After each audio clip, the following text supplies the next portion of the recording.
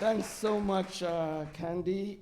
Thanks to you and everybody else who organized this. When Candy got in touch and I heard what the topic was, building Black community online, I thought, oh yes, that's very true. That's what we end up having to do most of the time.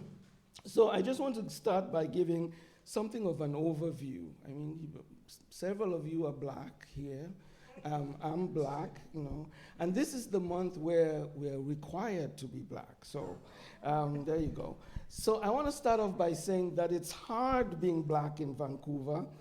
If you want to do something of an overview, you can talk about the history, and every year we trot out the same information. The first Blacks came from San Francisco. There were the African Rifles in Victoria, the settlers of Salt Spring Island.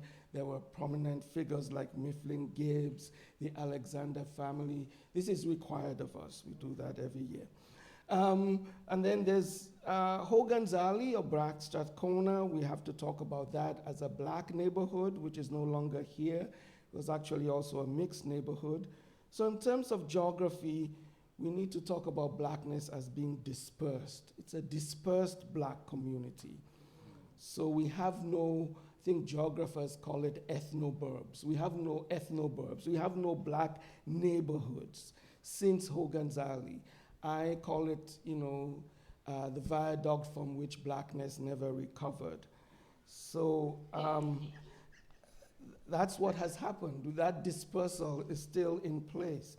In terms of demographics, it's a very low population. Roughly 1%. I know some people push the envelope. I've heard 1.2, 1.3. The latest I heard somebody was claiming 1.6. I'm like, well, okay, we're getting up there. Whether that's the actual number or not is a whole different thing. But it's also a very diverse Black population, right? There are Blacks who go Black many generations, and we don't talk enough about that, Black continuity. There are immigrants from the Caribbean, immigrants from continental Africa, folks from the US, and maybe other parts of the world as well. And even within that, Caribbean population is quite diverse from various different islands. Africans, we are particularly diverse. I'm from Sierra Leone, by the way. So not only many countries, but even many ethnic groups within even a small country like Sierra Leone. We have about 20 different languages.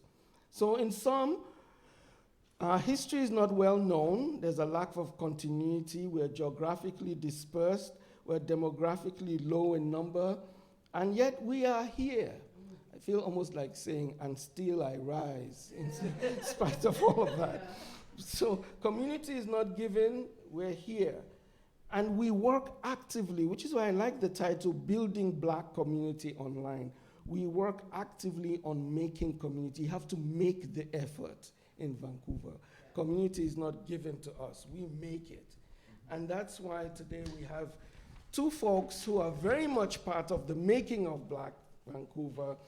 There's been a little bit of an introduction to them, but maybe for most of you, neither of them needs an introduction. I see some young people, and I know that many of you will know Balqees, and I know others will know Debbie. But I wanted to start off by asking, Debbie is a community activist beyond what was said, about her. She is also a qualified insurance agent, but she doesn't work as an agent. She uses that education to educate others about life insurance, right? Something else that wasn't mentioned in the introduction, because I got to talk to both of them, is that she's a wonderful dog lover. A quote from her is, "Dogs give you peace of mind." So if you want peace of mind, get a dog. Okay?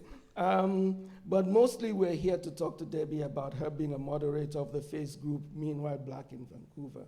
And Balqees Jama is a student at SFU studying communications and international studies, very much a community activist, just like Debbie. So there's an SFU kind of thing going on there. Part of the Black Women's Collective, Black Muslims Collective, part of the SFU's Black Caucus, She was part of soca. First time I heard soca, I'm like, oh, people are dancing. No, it's not that soca.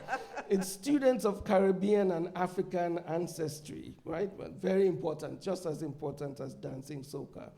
And the ways that soca and other groups, that's what we want to talk to them about. So I want to start off by asking both of you, most of us kind of have arrived here. Some people were born here, but most of us have arrived here. So I want to ask each of you, Balqees first, then Debbie, can you tell us how you come to be in Greater Vancouver? Hello. Okay, well, thank you for the introduction. You know, we actually do dance a lot in soca. So it's pretty accurate. How did I come to be in Vancouver? I moved to Vancouver in 2017 to go to SFU, Simon Fraser University. I was chilling for my first year, and then I got involved in soca. And the way I got involved, the president of the student group at that time came up to me with a flyer. Like, at this point, you know, you just approach every black person you see on campus. So he gave me the flyer saying, hey, here's, we're soca, come to our next event, Catch a Vibes Icebreaker. And then my world was changed. I was like, wow, there's so many black people here. And I really got involved in community that way. It was a lot of fun, a lot of connection. And then I started getting involved with the organizing aspect of stuff when our student group was being faced with eviction. Us alongside, unfortunately, our student union was trying to evict soca, the First Nations group, the radio. It was a mess. So we had to really mobilize and just resist that. But through that, we've also learned a lot, and that's how I kind of branched out through soca also into the wider Vancouver community, which I'll touch on a bit later. Yeah. Okay, thanks. Debbie, do you want to say something about how you come to be in this black promised land of Vancouver? I originally started out in Canada, in Montreal. I came to Canada as a nanny, and this before there was any kind of childcare infrastructure in place. So from what I understand, I was top of the list as a desired immigrant. So I started out in Montreal, and I did 3 summers and 2 winters, and my plan was to get out of Dodge before the 3rd winter, because that was not happening again. I came to Vancouver because I saw pictures of it, and people had told me that there were not a lot of people that looked like me here, but you really don't know until you know what that feels like. You have an intellectual understanding of it, but then there's a very different visceral understanding of it when you're in that environment. So what I dealt with was I fell in love with the physical geography. And it's like, look at the mountains, they're fantastic. Where are my black people? Oh, look at the beach, it's fantastic. Where are my black people? Oh, look at this place, it's great, but where are my black people? So that was how I came to be in Vancouver. I came as an immigrant, fell in love with the city, and despite the push and pull with the cultural geography, 30 years later, I'm still here. Thanks for those stories of arrival. My first arrival in Canada was in Windsor, and I was struck then by the whiteness of Canada. And when I came back to Canada a second time, because I ended up teaching in the States for a while, I was so shocked at the lack of blackness that my first sabbatical, instead of going away somewhere, I organized a conference on blackness, past and present. And I find that on campus, apart from walking around Vancouver, even on campus, we still do the black nod. The black nod is, the more you need to do the black nod, the smaller the black community. If you go to Toronto, please don't do the black nod. People will wonder what the hell you're on about, okay? So that's how each of us kind of found our way here. And I want both of you now to talk to me about, because you've hinted at it, about finding or making a black community here. And see, we had a chat before the event, and they might not know, but I was taking some quotes from them about things that they said. So Debbie was explaining about not finding a black community or not seeing black people, and she described herself as ugly crying about black connection. And Balqees made another kind of very interesting comment, which brings us right into media. She says, I would not be here if it was not for Instagram. So I wonder if you both can expand on ugly crying and the importance of Instagram as you talk to us about finding black community here in Vancouver, in Greater Vancouver, or helping to build black community. So I guess we're tag teaming on who goes first, and I'll go first this time. Okay, so like I said, I've been here for 30 years, but meanwhile, Black in Vancouver only started in 2016. So you do the math. So where did I find my black community pre-2016? I literally pushed myself out of my comfort zone and chased black people down the street and did my best to introduce myself to them. And it was not always greeted in the manner in which it was meant. That was literally how I found my black community.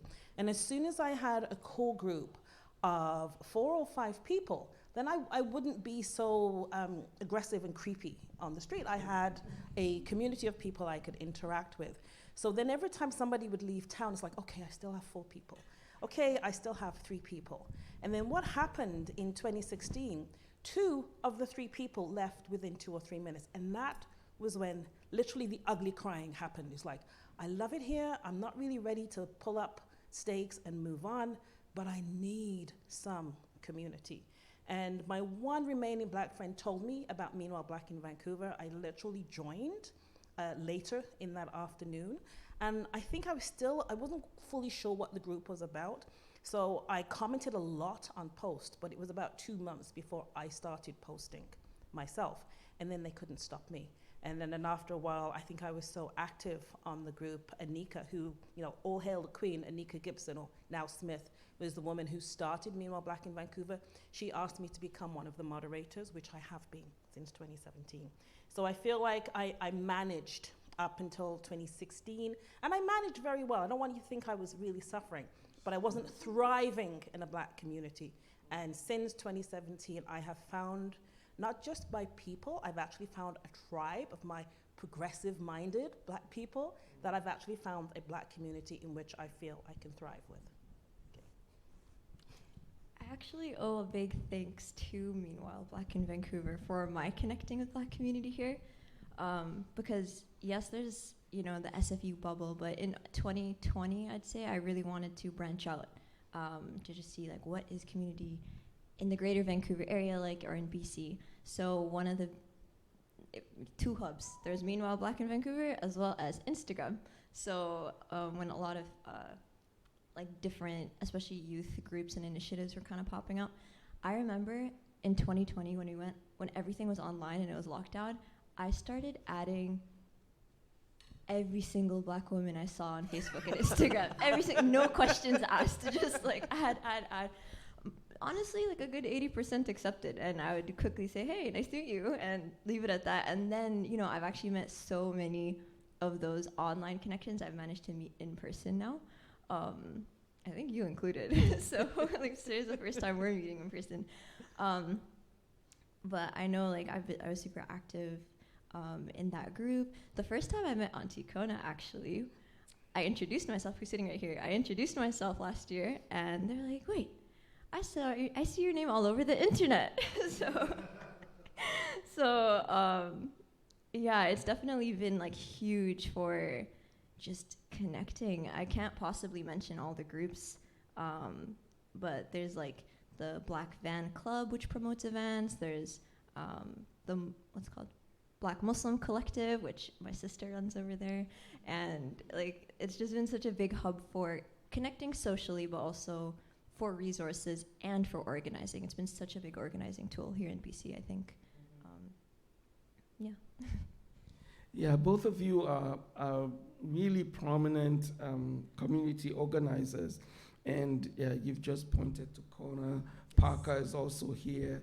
So we have some of the mainstays of community organizing. I'm always not only grateful, but just in awe of the amount of work that people do to represent Blackness. And Parker and Kona are here as two very great examples of that.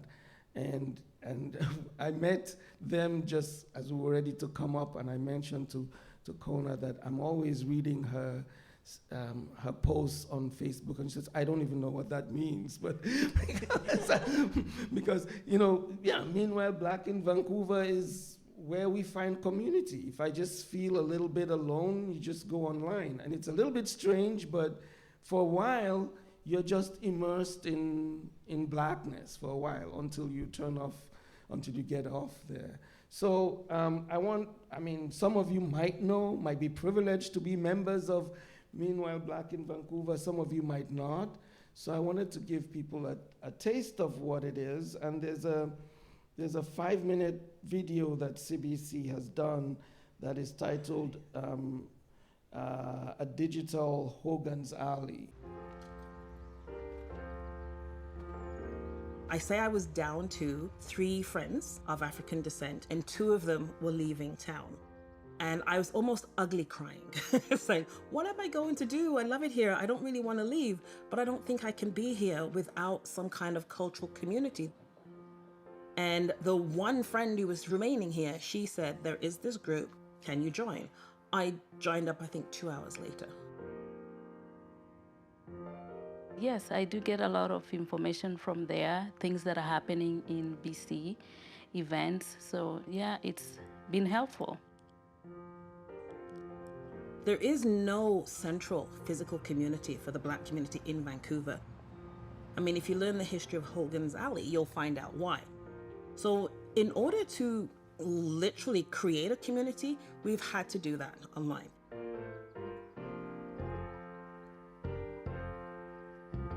My name is Debbie. I am of Jamaican descent, born and raised in the UK, and I've been in Canada for over 30 years. I am now a moderator on the group. Social media has helped because it's completely changed the dynamic in which people who are of African descent can find each other. My name is Elda Poulain, and I'm from Edmonton, Alberta. My parents are from Congo, and myself, I was born in Kenya and raised in Kenya. I was in a refugee camp for 9 years before I moved into Canada. The social media group has actually been crucial for people finding goods and services from both aspects. People looking for those goods and services, and people providing those goods and services. The group is popular because it's needed. It is a digital Hogan Alley. Because when Hogan Alley was up in the day, the Black community knew that they could go to Hogan Alley, they could find a restaurant, they could find a bar, they could find a coffee shop, and they would find people like themselves. So I was looking into the industry of doing hair with the Black community. The only thing I heard about the Black community was there wasn't much Black people in British Columbia. I was like, if there's no much Black people in BC, what am I gonna do? So when you come to Vancouver and somebody will tell you, oh, do you know about this group? And so it's been an absolute joy to see how the group has grown in leaps and bounds and what it is that we're able to do with and for the Black community in Vancouver. There have been posts for people looking for a barber, looking for a dentist, looking for a specific type of doctor. I've had to get a family doctor. It's not easy. And guess what? She's a Black lady, so can you imagine how easy that was? It's like a destiny to me. Whenever you tear a community apart, regardless of their culture, regardless of their makeup, there are some harsh changes for that community.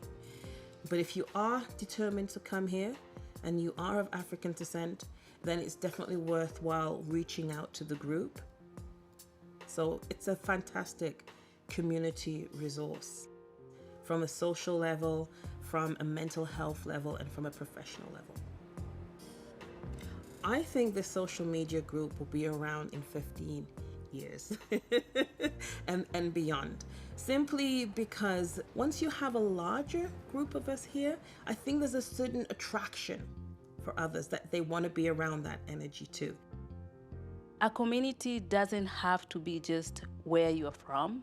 A community is just where there's people that you feel comfortable, you feel safe with. So when you talk to people about what does community mean to them, it's finding your tribe. Where do you resonate with? Where do you feel more that you can be yourself and it's welcome?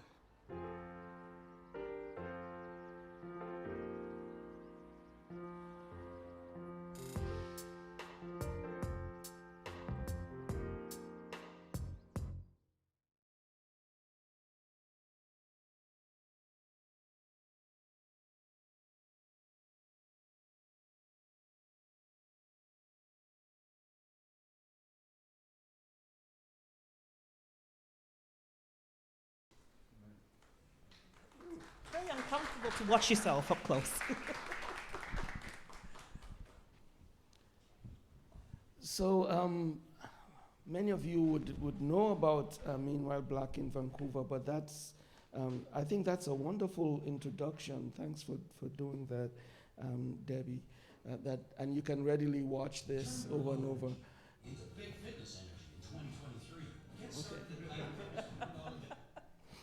Okay, and so you can pick that up, and there are all the little vignettes that have been done about Hogan's Alley as well that you can look at to get some sense of the history and even the present, because there's an Hogan's Alley Society that is working with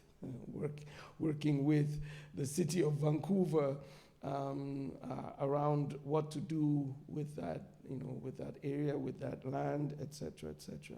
So we got a taste of what it's like to be on Meanwhile Black in Vancouver. But can you tell us about your role, Debbie, in BIV as a moderator? What is that about? So 90% of my time, I'm either approving and declining posts. And we have a certain batch of rules of what can and cannot be included in a post. So it's not just, whether I like or approve of this, I have some guidelines. So that is the vast bulk of what I do. So we try to avoid approving or showing a lot of repetition. So the same post might have been shared by 8 different people. So you try and find the first person that shared it and approve that and decline the others. And some might not be necessarily pertinent to the group and might be more pertinent to their personal page. So we'll decline it on that basis.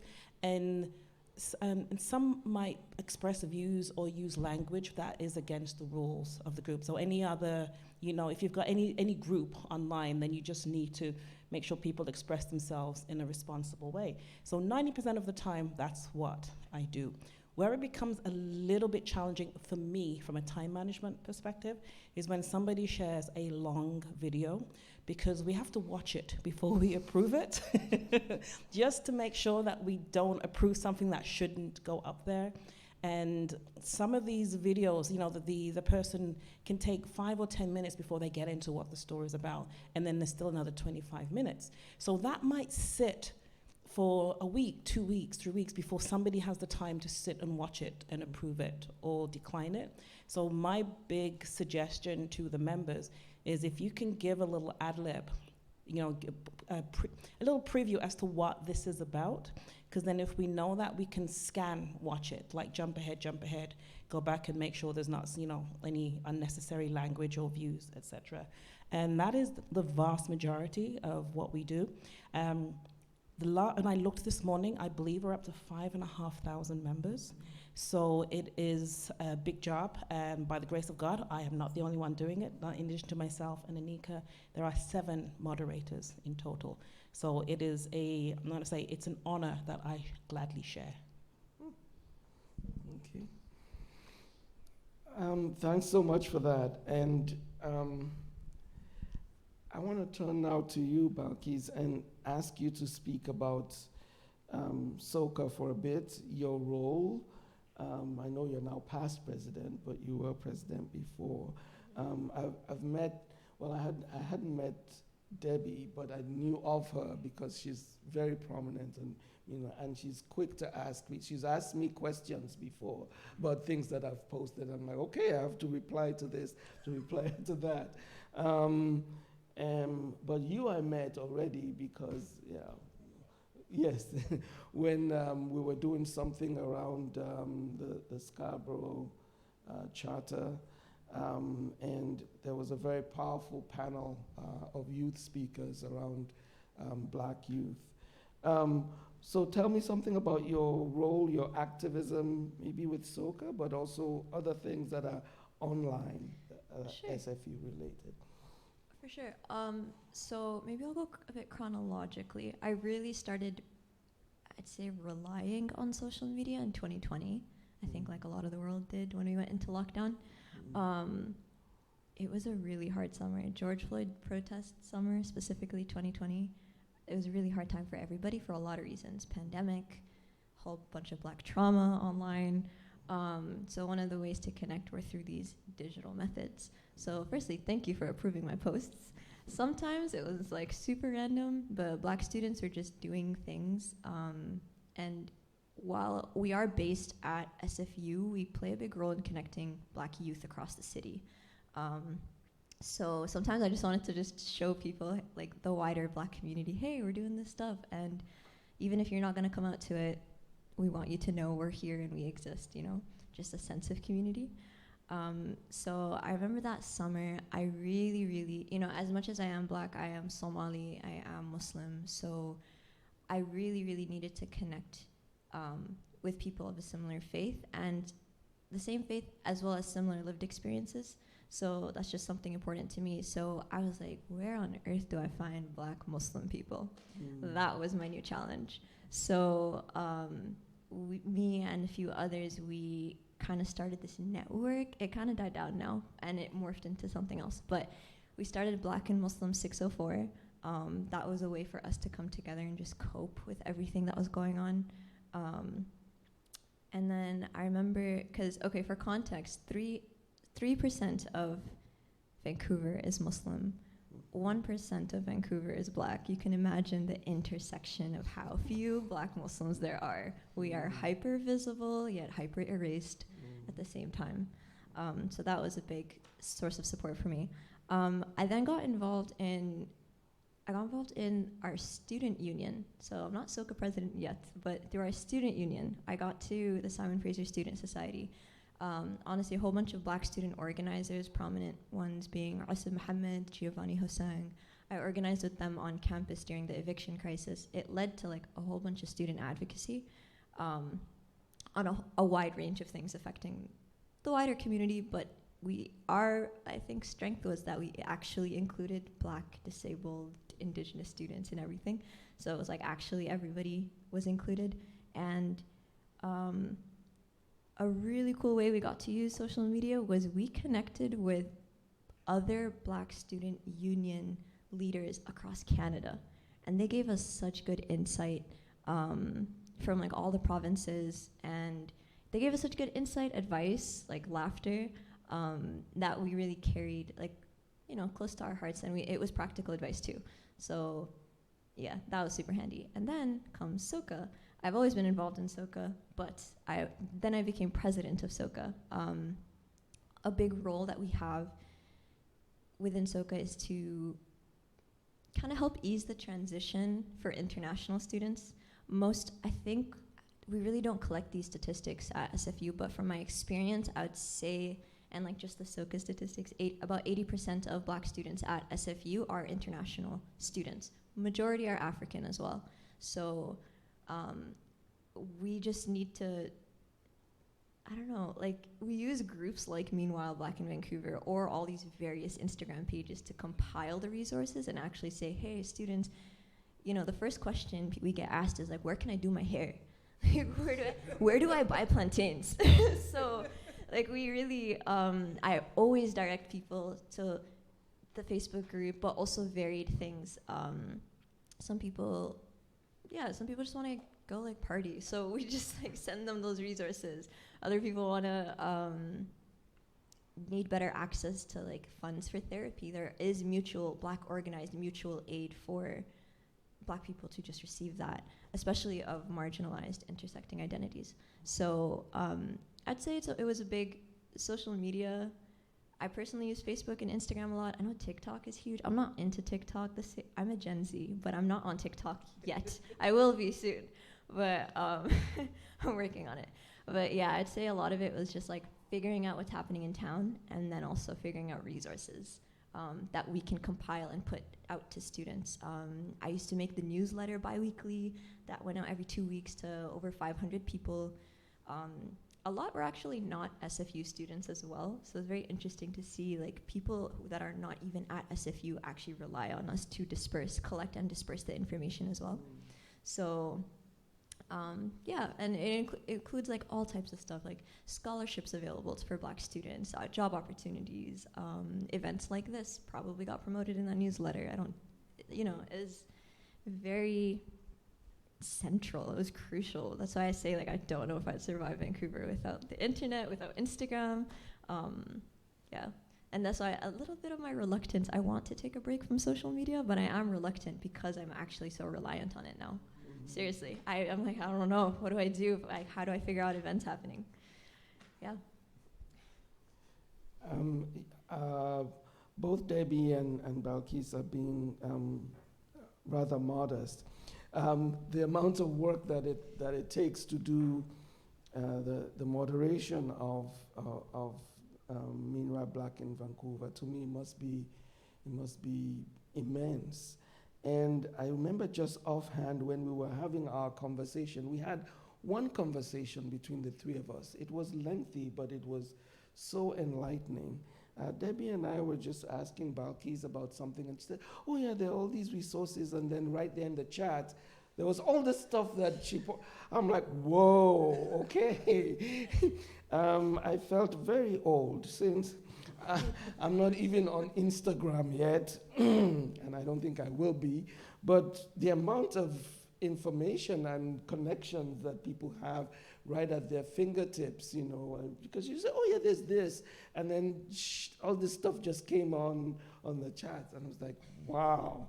And it's like something like 8 groups that you and I were not aware of, but aware now we at are. all. So I will be joining Instagram. Yes. Or being more active. I don't know about the Black Bloc Party, but there might be others that I might join. But yeah, and that was amazing. And Debbie was good enough to capture some of that and also share with me later, because I was just in awe and didn't say anything at all.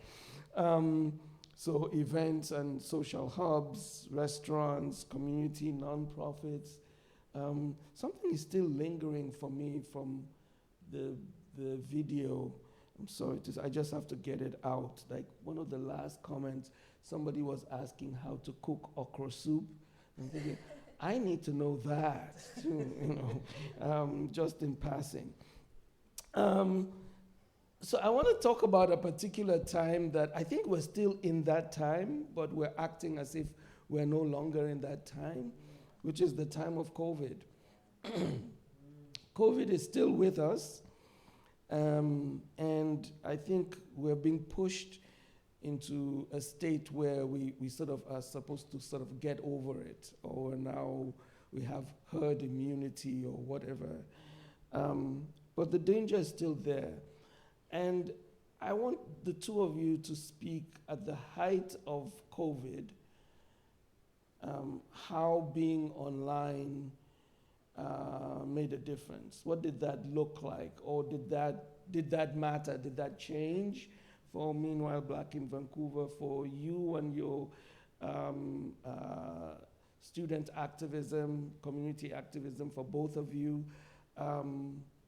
Did people have to go online? I felt very isolated. I'm sure a lot of people felt very isolated. It was a really traumatic time. I ended up teaching online and stuff like that, all of which was not very comfortable. So it's hard enough. I started off saying it's hard being black in Vancouver. What was it like during COVID? During the height, I shouldn't say during COVID, COVID is not over. During the height of COVID, either of you can start on that. Well, the first thing that happened with Meanwhile Black in Vancouver is the complete cancellation of in-person events. So we were more reliant on the group, actually. And then what I was actually quite pleased to see happening was people were creating their own little watch parties and watching different things online together, or Netflix together, or in Prime together. So as much as the community struggled, aspects of the community found another way to still manage. We were all at home, so I had all the time I needed to approve the many posts, and some of them quite repetitive. The one where it did get a little bit challenging was the George Floyd, that horrific incident, because I actually found my mental health took a toll looking at that information day in, day out, seeing the same post sometimes 9, 10, 12 times. And I would occasionally send notes to the other moderators. I need to step back from now, because I literally, I couldn't take it. It was like, how many times can you watch posts about a murder? It still impacts me to this day. So I would occasionally take steps back from moderating during that time. So that was probably the most, the challenging part for me, was having all of that input on that level. But like I said, what was quite joyful for me to see was all these little watch parties. I mean, it was nothing I would watch, because a lot of it was reality television. I loathe reality television. I will never watch The Bachelor or The Housewives or any of those shows. I loathe them. But you go right ahead and you have a watch party and you create your own community about that. So 90 Day Fiancé is not bad. Anyway, you just lost me. I'm revealing some of my dark secrets. When I really want to tune out, that's the kind of stuff that I would watch. So Balqees. Sure. Yeah, I think you touched on stuff I was going to talk about too. It was really hard to just see and process all that stuff. So I was listening by coincidence to a podcast episode it's a podcast called Therapy for Black Girls, run by, I did write her name down, but I forgot it. Anyways, it's on Spotify. Dr. Joy Bradford, and she was talking about how a lot of black folks are experiencing like symptoms of PTSD and are actually being diagnosed with PTSD just because of being like so exposed to all this violence and graphic stuff. As for online COVID effects, maybe I'll start with the hard stuff first and end on a more positive note. I think, actually it's mostly positive. I think people had a real awakening of how messed up capitalism is. And just because capitalism is so, it's based and built on things like slavery, colonization, theft, just dehumanizing most of the world, right? So I think people from all types of communities were making a lot of links as to, a lot of people in the disabled community were saying we've been calling for all these measures to make things accessible this whole time. So, but as soon as able-bodied people are affected, now we're going to implement it on a wide scale. So I think people are making connections with that, and land back movements, and just racial capitalism, and how seeing and experiencing how black communities were hit so hard. I wasn't here during most of the lockdown. I think I was away. Even the little bit I experienced here was horrendous, but I got to be home with family. That was so important for me personally. And a good chunk of it, I was actually in my homeland in Somaliland. So people there didn't even have the option to isolate. You had to go make your money, otherwise you're not eating. So but I saw things happening in Vancouver. I was very much connected to the Vancouver community throughout the whole time and doing the student advocacy. That particular time I was on the SFSS board, like the student union board, but it was, I don't know, partially disheartening, but also like really satisfying to see people like forming solidarity. And I don't want to say that a lot of things are new. I think maybe the prevalence of these organizing and connecting tactics grew. Maybe it grew in number, but honestly, I really think Black people have always been using social media to celebrate, to organize, to connect. I just think everyone else also learned, how do I put this?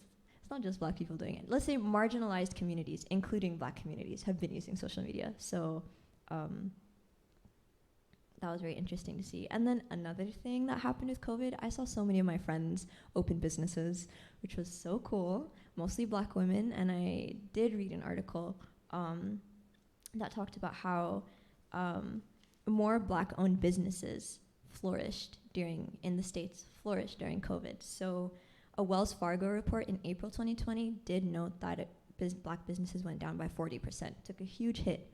Now, Black businesses have come back stronger, especially Black-owned by women, has come back and it's like 30% higher than pre-pandemic levels. So I do think with the awakening of 9 to 5 sucks, ew, capitalism, people are like, I deserve to be treated better.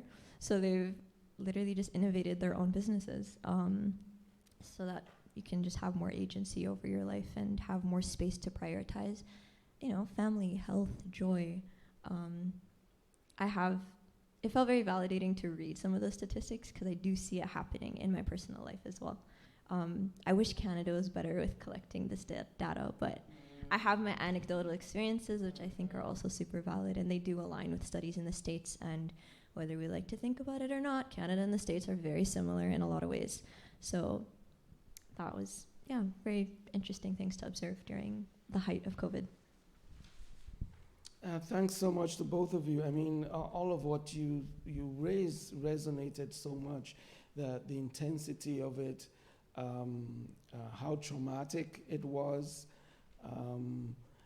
but also how generative the unfortunate murder of George Floyd was. I mean, communities came together, people came together across communities. And Balqees, when you were speaking about, being with family, I mean, I have family back home, and throughout this time, this way of connecting, I just felt if this hits West Africa, it is, it's just going to decimate the population.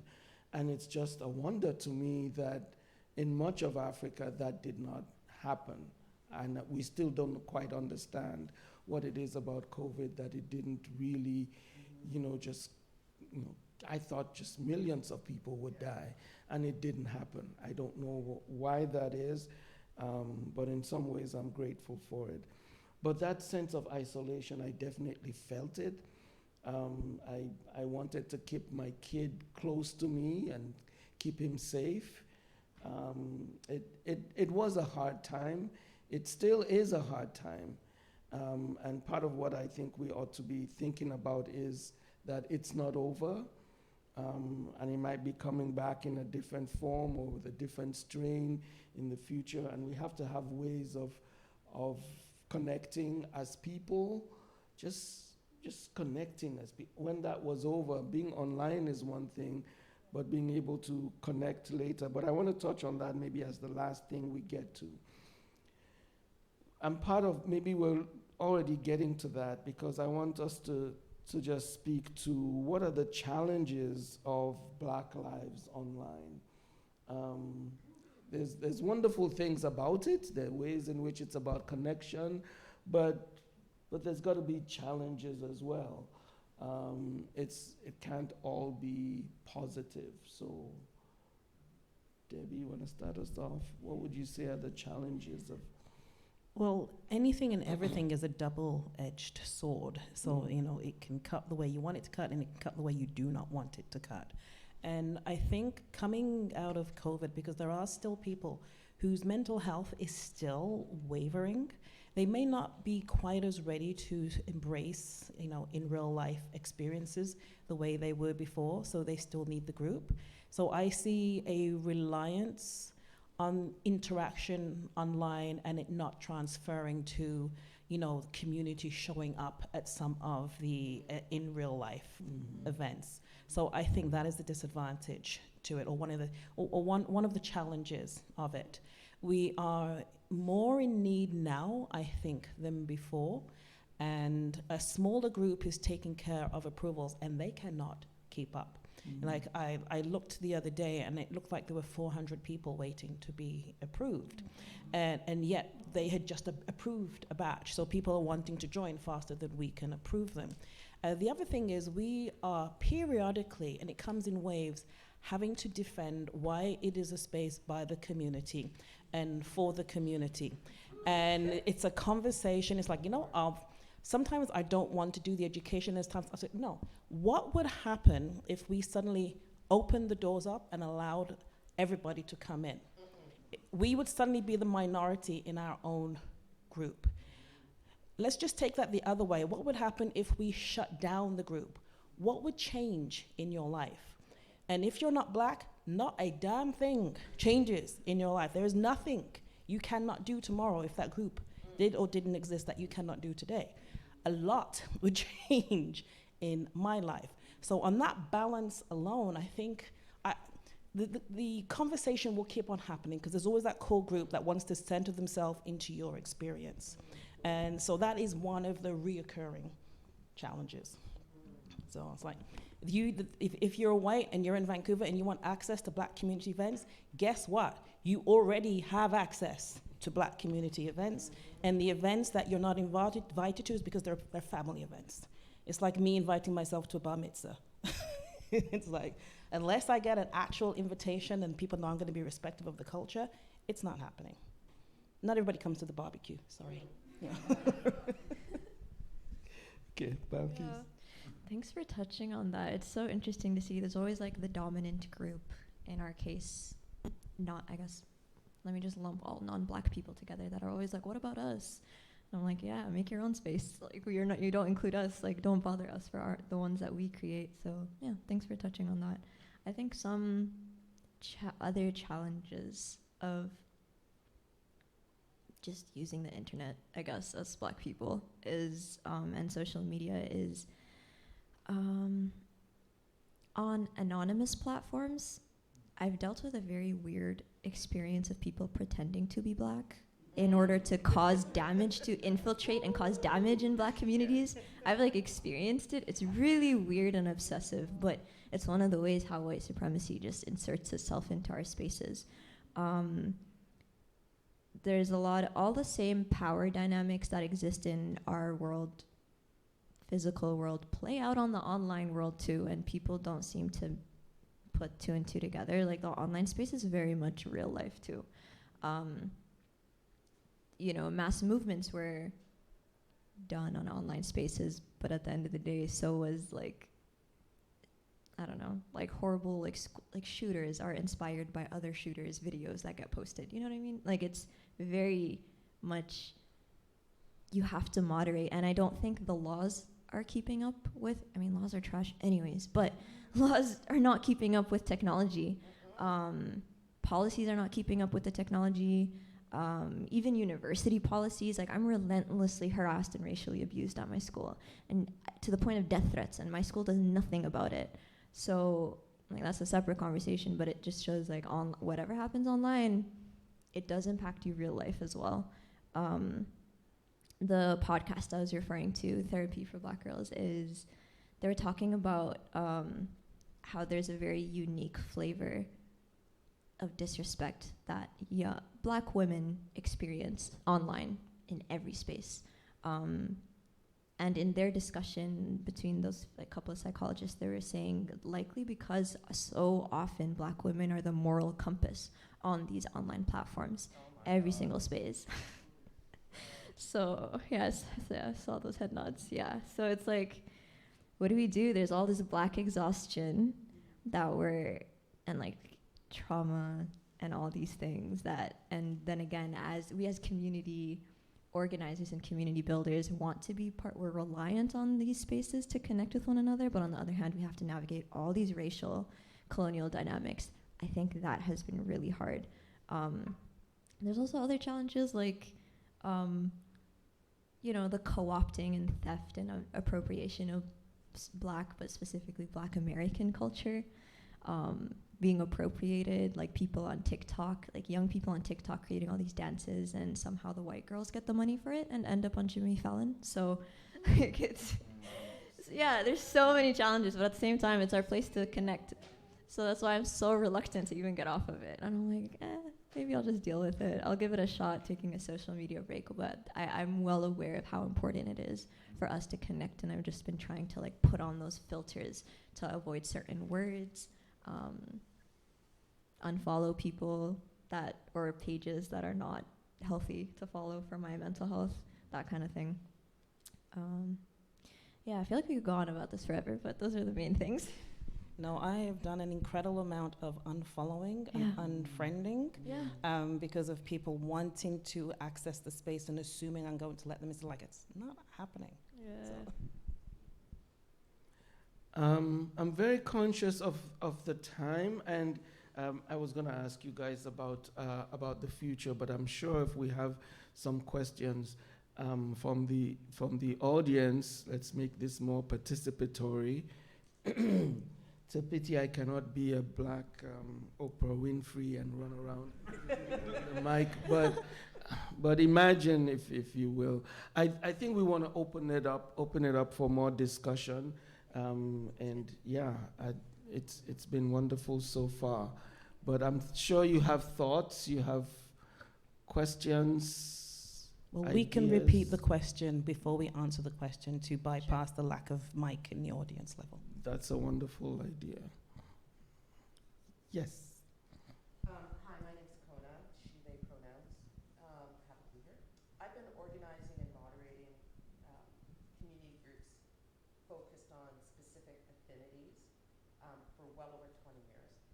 And I'm curious, and currently, I'm curious whether what kinds of things the two of you may have seen in terms of changes in online culture, sort of during C19 and then coming out of it, like whether you're seeing any kind of currents or trending coming out of that. I'm really interested, as you know, I always have 700 questions about all the things. I'm really interested in how the creating of culture has occurred online for the groups that you two are involved in, and how that's changing online. So one of the things, so part of my question goes to when Meanwhile first started, I was one of the first people on there, and in the very early days, there was a lot of, the culture hadn't gelled, and so there was a lot of strife between people who were religiously, who were very religious alongside people who were like queer, for example, or there was, you know, men that were very sort of anti-women's agency alongside women who were like, I'm not here for you. And so with people coming from these really different geographic contexts with their own specific kinds of cultures, I'm kind of curious how you build, or how you've been working to build something that's cohesive, to build a culture that, I mean, obviously moderation, but how you make some of those choices, how you massage towards building that kind of cohesive online Black culture when we're obviously not a monolith and come from so many different experiences. And we, like myself, who are Canadian born here, like we're outnumbered by the Africans and Caribbeans, like for real in this place. So just kind of, what is that? Okay, so I'm going to try and That's a lot of things. I'm going to try and summarize that question as to what trends we've seen in the group emerge pre-COVID and since COVID, and how are we managing the diverse population within the group to try and create a cohesive group. And I am going to say that what you saw at the beginning is still happening now. As you said, we are not a monolith. And I actually think this is probably the biggest challenge that the group has, is in how to balance, or even if we should be trying to balance the divergent groups. And it has been, I've actually had this conversation in person with a friend. It saddens me to say, but we are not as safe and welcoming a space as we would like to be for some of the more marginalized members of the Black community. We're in a space where we can either shut down a conversation because those views are not permitted. And if somebody has come from a very conservative background, there is a huge learning curve for them. So how do we allow their learning curve and still provide a safe space?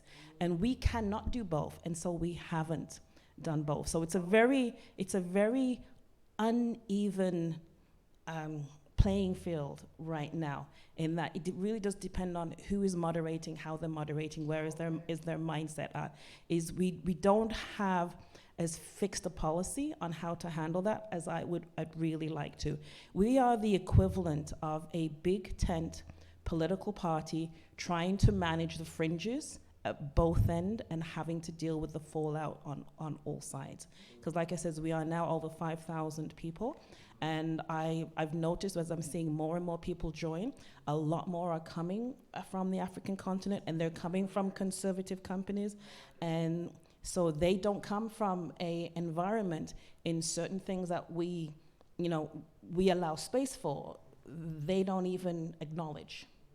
So it is still one of the strives in the group, and we are still looking to balance it. We are not doing a great job. So if we get called out for it, we are quite rightly being called out for it. And it's a balancing act that I think we're going to be struggling with for a little while, and it's getting that more, right wing, at least if we can't get them to the left, get them a little bit more to the center, that we can create a little bit more space for everybody where nobody feels inflicted on. Yeah, there's definitely still those dynamics that are playing out in every space, including young spaces. I think things like, I think anonymous platforms, like before, I don't know how long Reddit's been around, but before that, there was always Tumblr, which is a platform that can be used anonymously. A lot of marginalized people are on those. I mean, there's a wide range of people on there, but there's like a certain level of safety that anonymity provides and provided before. In the context of SOCA, during our time, we really, really got politicized, honestly. We were vibing. We got politicized when we were being evicted and learned about systemic displacement of Black communities across Canada and the States. So that is when we started educating ourselves, and we realized how important education was. So we are definitely in SOCA outnumbered, and I'm a domestic student, but we're definitely outnumbered by a lot of specifically West African international students who just in some ways are politicized, and in other ways things are really new to a lot of international students, I think. So some things we've been trying to do since I've been involved was just be mindful of education, representation as well. When I was thinking who do I really want to be, who do I need to reach out to make sure we're actually inclusive of the Black and African diaspora? We barely, there are so many Black Americans that are recruited for athletics, for example, for our school. But at the same time, athletes are so marginalized. I can only imagine how marginalized Black athletes are. So we made a very proactive effort to go to the athletics student group to actually be hey, SOCA's here for you. That made such a big difference in welcoming spaces. We'd make sure to go to the residents, SFU residents, because we know a lot of international students are there, a lot of which are Black. Another space with a lot of Black people would be WUSC, the refugee student service. So we're very proactive about going to spaces and letting people know that we do exist and we're here for you. But we also want to make sure that when we do bring people in, it's safe. That is always a challenge as well. Some way that we've managed to mitigate that, I guess in our case, we had some, because of my year prior on the student union board, we wrote some policies that are, like, we wanted to get it down in policy, things about, like, just anti-oppression, things about disability justice, land back, climate movement, you know, very, like, pro-working class, actually putting it in our policies, which helped us, of course, later, because if there's any policy failures, the people who receive the worst end of it is going to be Black people, in my opinion, because Black and Indigenous, including Black, Indigenous, disabled people. So, yeah, just education. So, for example, movie nights, we're definitely watching stuff about, like, Black Panthers and just, like, letting, you know, like Angela Davis too, like, we're just letting students know how things actually connect to our material life. Every time we get a win with a campaign, we campaigned for, like, for SFU to get at least 15 Black faculty, for example, cluster hiring, or we campaigned to get funding from our student union. Those are things that we just don't celebrate those wins. I celebrate them and say these things we have are a direct result of our advocacy, as well as people from, like, 2 decades before us. We're not the first to be doing this. So just always connecting things, like ideas, but connecting it back to how it impacts us directly, I think has been helpful. Yeah, Sorry, that's a long answer. but getting it done, though, that push for 15 faculty, but, you know, kudos for that. You guys did it. Believe me, that's definitely worth something. There's been a lot of advocacy for those things, and UBC we're still working on it, on getting more Black hires, Black faculty. We copied you guys, so yeah. shout out to you too. Well, people copy each other, but you got it done. So, other thoughts, questions? Yes. My name is Sage. I'm actually with the Peak, SFU's newspaper. Oh, word, hi. So I'm covering the event for an article. And I was just wondering if you had any SFU person. Sorry, how do you pronounce your name? My name? Balqees. Balqees. Balqees, yes. I was going to ask the direct question to you. Is there anything that maybe like an overall message that you would want to send to SFU students, something in your own words, like just on building Black community at SFU in Vancouver, like, I don't know. Sure. A message to SFU students. I'd say don't be afraid to be political. All of our struggles and liberation are connected. And Black people are Black year-round, and not just February. And Blackness is not synonymous with struggle and trauma. There's a lot to Blackness, and there's a lot of diversity within the Black diaspora that we do need to embrace and acknowledge. Centering care, community care, is a big part of this as well. I don't think none of us would be okay if we didn't, like, have our outlets and connections and stuff. So I'd say definitely lean on your supports and build solidarity too while you're at it.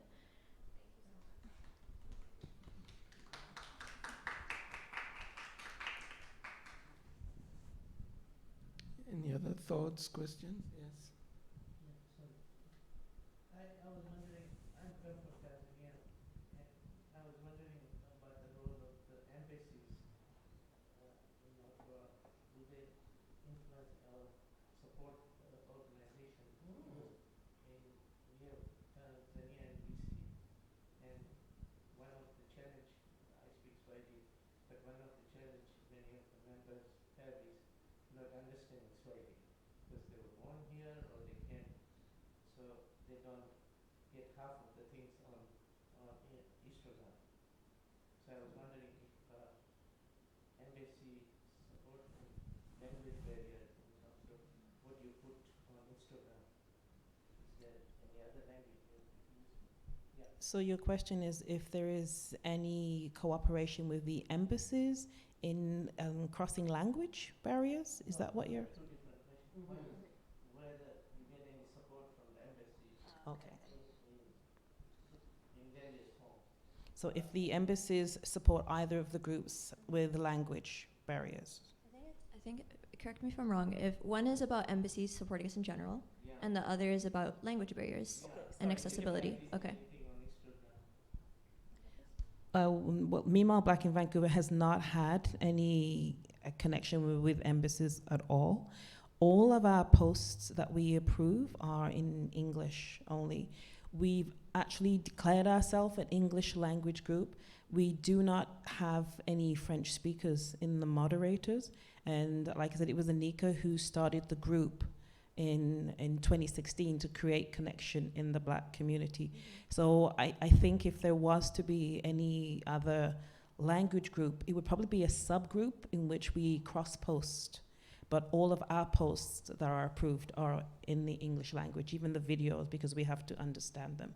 And we have not had any embassy interaction. We do cooperate with various community groups. So like there's I believe there's a Jamaican group that does soccer, and they're always posting, cross-posting their events.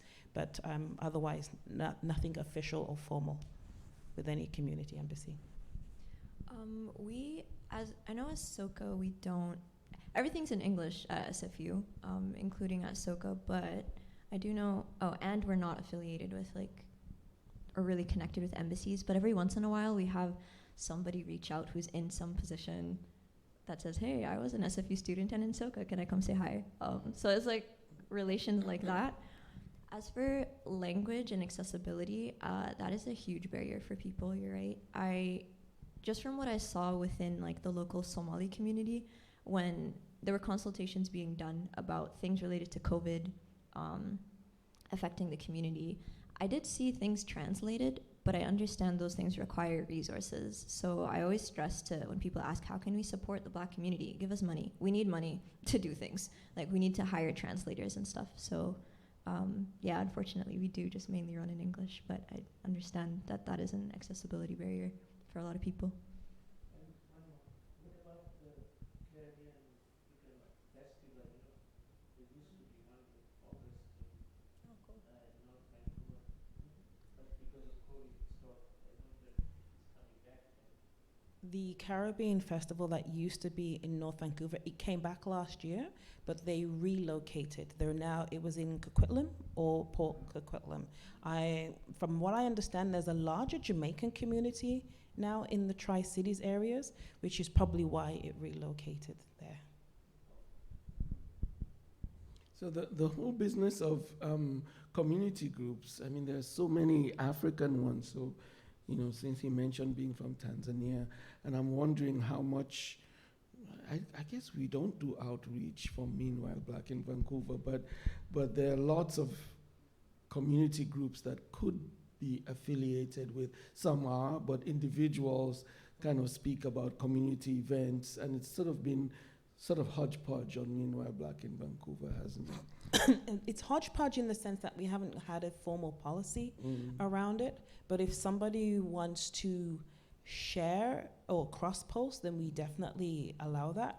However, what I just discovered today as a moderator is that when somebody includes a link that takes them outside the group, it actually puts it into a spam folder, and we have to go into that spam folder and find it and approve it directly. So somebody sent me an individual message saying that they'd added this link, their post disappeared. I asked them if they had edited it in any way, because then it goes for reapproval, and then I found it and about 20 others in this spam folder. So there had been a change in how, I guess, Facebook allowed those posts to be permitted. So we just have to be aware of how to work around it, and we'll happily do it. So if there was a Tanzanian group that wanted to cross-post within the group in order to reach members who might be from Tanzania within the group, we definitely should post that.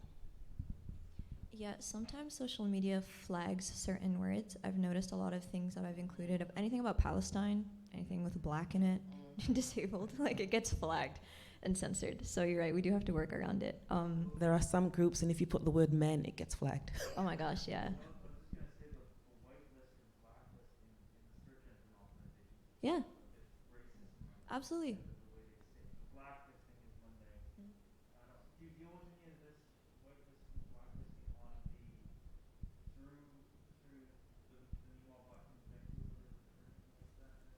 So the question is, do we deal with whitelisting or blacklisting? And apparently we do, but I literally just learned that we're experiencing that today, because certain things will get flagged.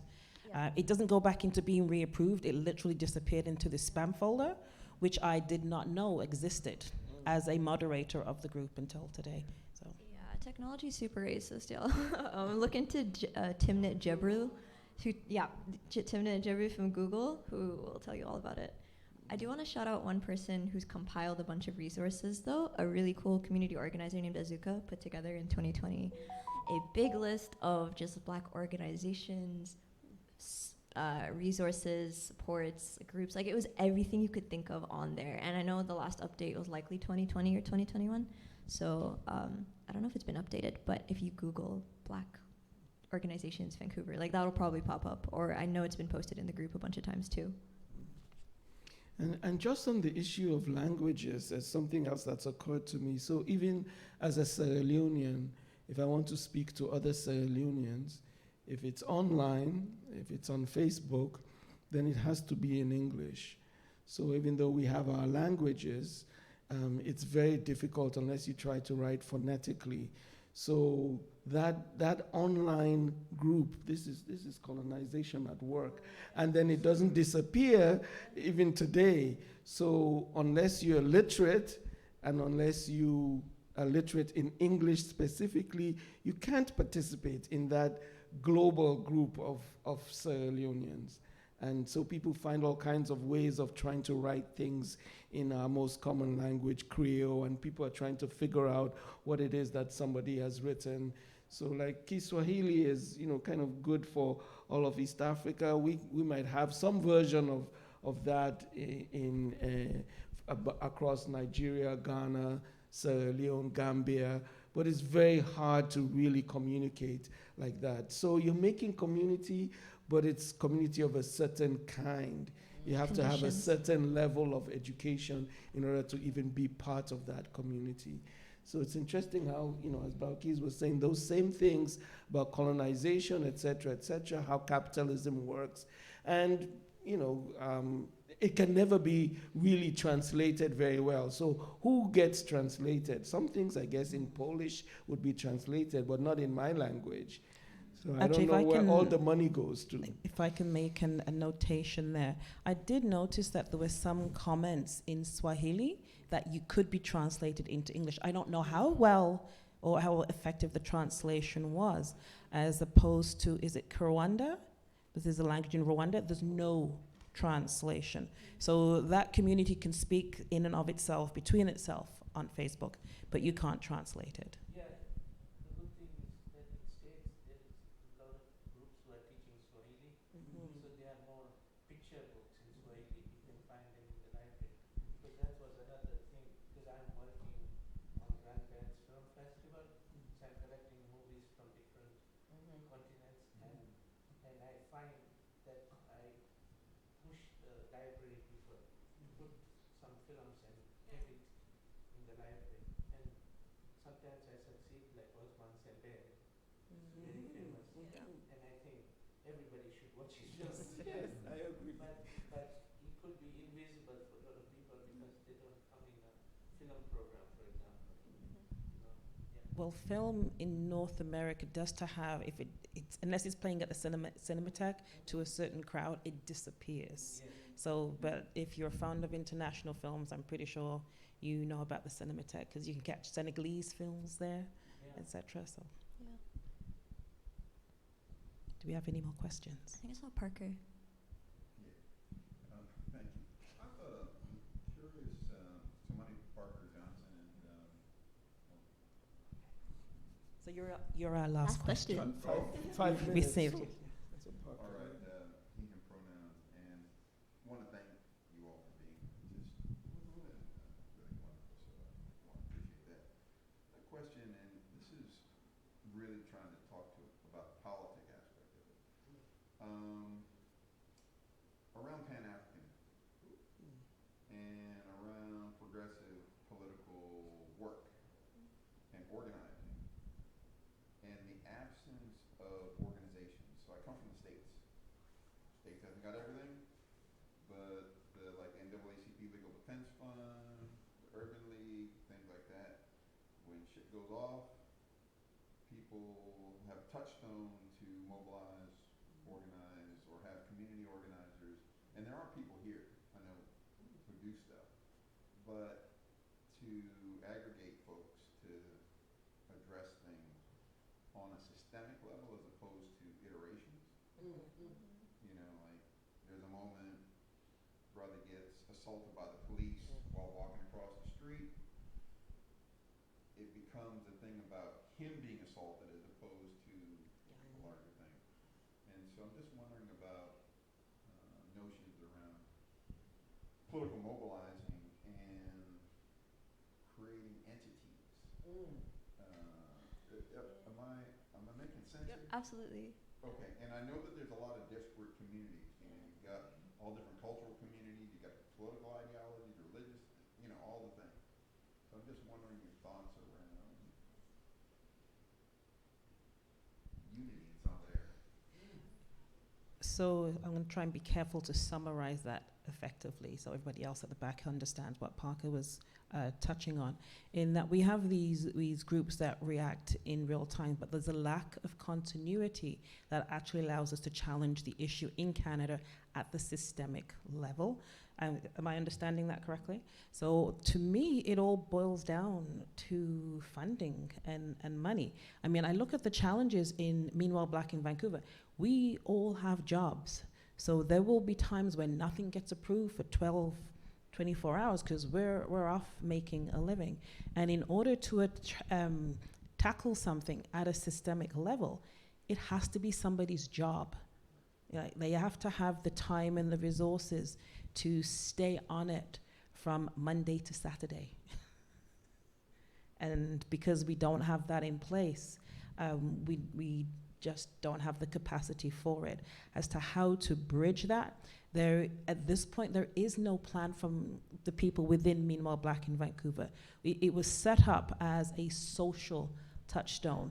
There are some political aspects to it, but I don't know if you watch the feed. We very carefully curate the experience.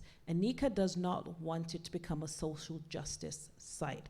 It was meant to help community engage on the social level and make interactions. So even when I see 20 posts, I'm going to curate your experience when you come to the feed in how I approve stuff so that you don't get a wall of, you know, social justice warriorship. You're gonna get the big tent experience per se. So from our perspective, it's not going to happen within the group. If anybody else wants to set that up, then the group will be very supportive of it, and they might even identify people within the group who want to do that. Because I'm going to be frankly, when they asked me to do this, I didn't understand why you weren't here. Because Kona has Black Chat, Kona has done a lot more within the community on social media and in real life that I thought you should have been waving that flag, but hey. Yeah, that is one of my biggest challenges, is like agitating and mobilizing and just, where do I find yes, there's Black people and diversity and nuance, but where are the politicized Black people? People politicized, like my kind of politicized too, like anti-imperialist, anti-capitalist and everything. I definitely have there is no hub. I really wish there was. So many things come down to funding and resources and like structural power. One thing is like the human, I don't know, just the amount of us is small, so that makes it hard, but then there's a structural aspect of funding and us not being in places to make change, and then us not necessarily having the numbers to, I mean, we do have some numbers and support, but you know what I mean? Like it always goes up and down as if it's a trend. Where I find a lot of politicized people is on Twitter. That's been like really, really huge, as well as, I'm pretty sure that's where I connected with you, Parker, on Twitter. So during the pandemic. So Twitter, and then seeing what kinds of like marginalized, I don't know, groups that center marginalized communities on Instagram. Like they're groups, but their Instagram pages are really good. So some relatively politicized ones that I'm aware of, even though they're not calling themselves a political group, you can tell they're politicized. There's the Vancouver Black Library. There's the Vancouver Black Therapy Fund. That's the mutual aid. There was Black in BC Mutual Aid that was happening, organized by some friends. Shout out to Barker. Yeah, for sure. Um, Black and BC Was that Mutual not Aid. Siobhan? Yep, it was. My apologies. Shout out to Kona. Shout out to you. And I didn't know I heard everybody about it was. through Siobhan, and I thought it was her baby, so my apologies there. Shout out to everybody that was running it. Yeah, I don't even know everybody that was running it, but shout out to the organizers for that. Thank you. That, like, these are the politicized spaces that I'm aware of. But yeah. Okay, I think we're going to wrap up now, and I just want to say this final word. I think it was wonderful to end on your question, because I think there's a lot of potential. Part of what you were asking is, how do we come together across difference? We're very good, even when I was a student, there's the Caribbean Students Association, there's the African Students. So how do we come together across difference? And I think there's a lot of potential online. It probably will start online even before it can work face-to-face. And it can work face-to-face. But there's a lot that's been said today, and I want to help me thank Balqees and Debbie for their really interesting comments today about what it means to be Black online. Yeah, I'm just going to very quickly say, if anybody had any questions that they didn't get to ask during this time or they didn't want to ask on mic, I'm quite happy to hang around for a few minutes and answer any questions. Same here. And thank you, Dr. Wright. You should read his book when it comes out about continuity in BC.